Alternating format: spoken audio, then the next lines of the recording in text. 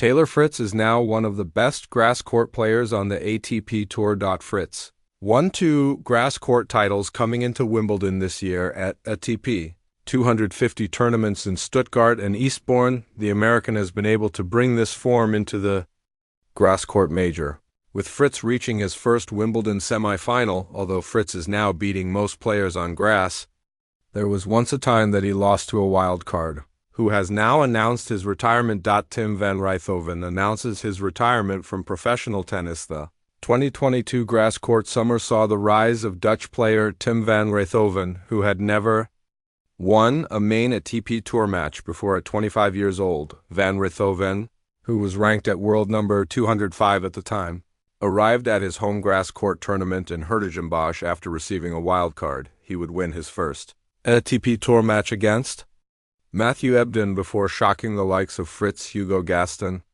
and Felix Auger-Aliassime to become an unlikely finalist.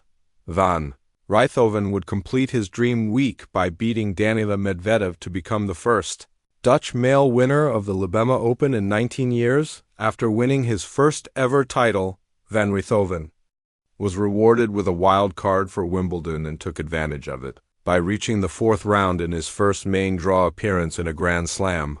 Van Rijthoven's dream would come to an end at the hands of top seed Novak Djokovic, who would go on to win the title. However, things have not gone so smoothly for the Dutchman since then, who has played only 11 matches since the end of the 2022 season due to an elbow injury. Van Rijthoven played his last match in Roland Garros qualifying and has now announced his retirement from professional tennis in an emotional statement on Instagram. Dear all, with a heavy heart, I have to share something today that I've been trying to process for a long time. My professional tennis career is forced to end, announced the 28-year-old.